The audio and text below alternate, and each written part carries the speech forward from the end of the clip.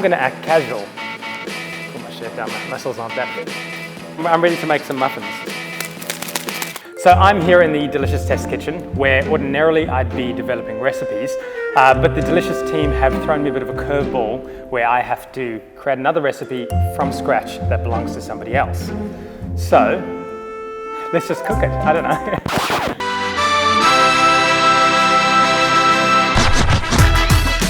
Was that good enough? Yeah. Oh, okay. Yeah. So what is the product? Drum roll. Big drum roll. Oh yeah. The sausage and egg McMuffin.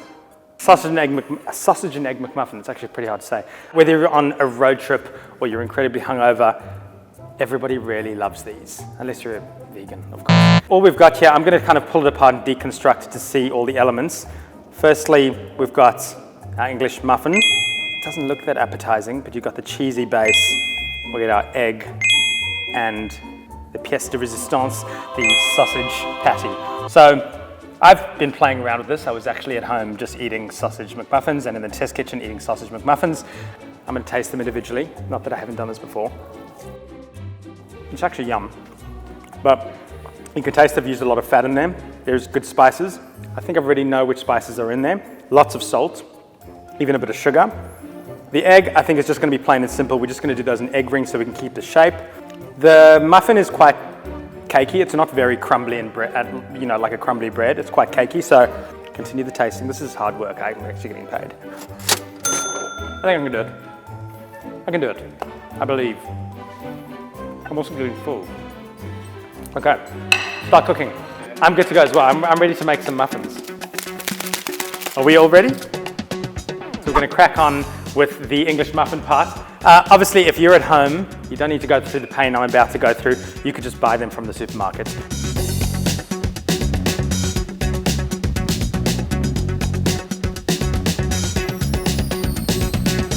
Low speed, do the need, 10 minutes. So TikTok, it's been an hour. Look at that, beautiful dough. Okay, so now the punch test. Oh, yeah.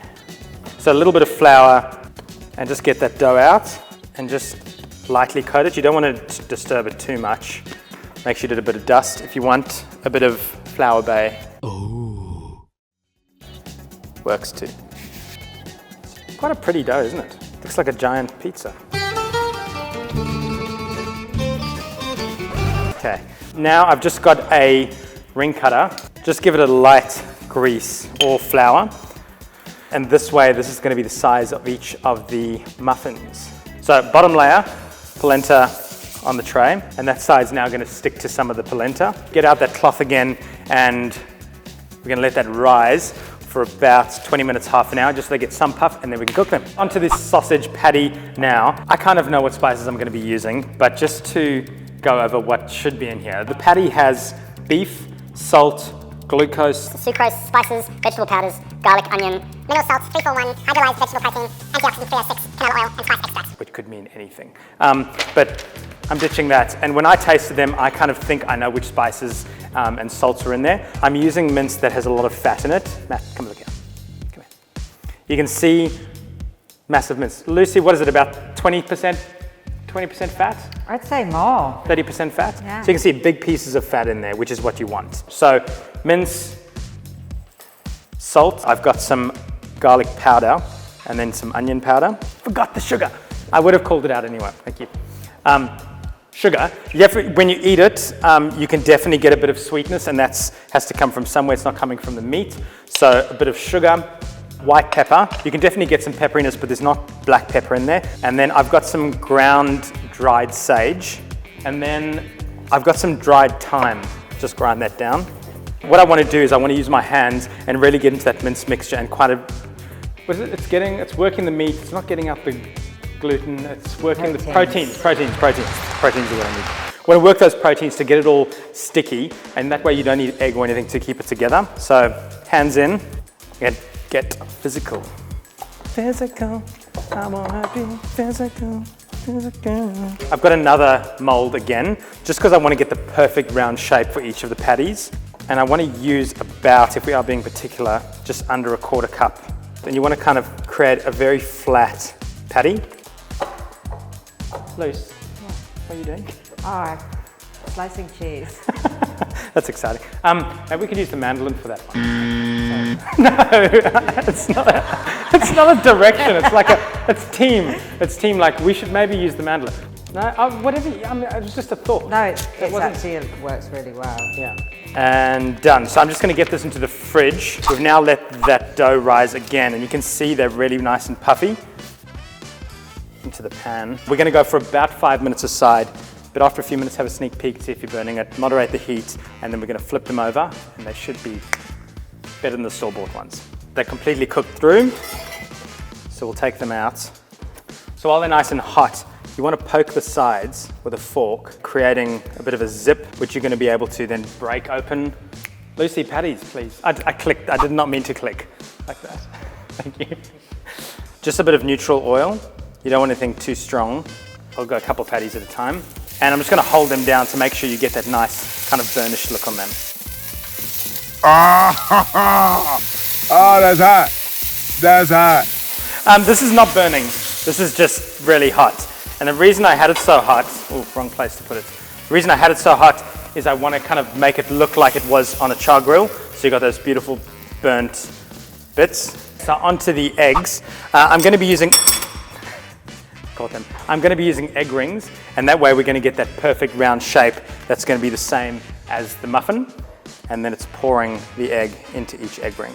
When those eggs are almost cooked, you can either use a lid or just a pan or something. We want to cover that and steam the top of the eggs to make sure they get cooked through. So a bit of water, a pan or a lid, and then just put it over. And we're going to create some steam and let it finish cooking. These should be almost there. Remove the ring, and I might just give them another quick flip just to make sure that side's done as well. Just for a few seconds on there, and we can almost assemble now. And you can see, because we created those marks and they've completely cooled down now, you can pull them apart. If you need a bit of a knife to help you, it's fine. And what we're going to do now is have them on the tray, and I'm going to put them under the grill just for a minute or so to get them slightly golden, and then we're going to top it with the cheese as well. It's kind of like an American cheddar, red Leicester version of cheese, and then we want them to overlap on the sides slightly, so that way they're going to drape down and create that beautiful look of the McMuffin. Back into the oven, 30 seconds. Cheese is melted. Now it's all about the construction, which is so technical. Cheese on the bottom, next with your patty, next with the egg, tiny bit of salt, and finally the lid's on. Lucy? And look, I mean, what I did say was make sure you get the right top on the right. I didn't do that, but that's fine for that one. That looks pretty, look, I know it's a bit higher than the... I think your one looks better. I know, but I nailed it. It still was nailed, wasn't it? Yeah. Would you say I nailed it? Yeah, I'd want to eat this one. Look at that, I think it's so pretty. Okay, taste test. When I'm having them at home, I want tomato sauce as well. This is actually our job. We're getting paid to do this, right? Like this is, okay. Taste test. Cheers.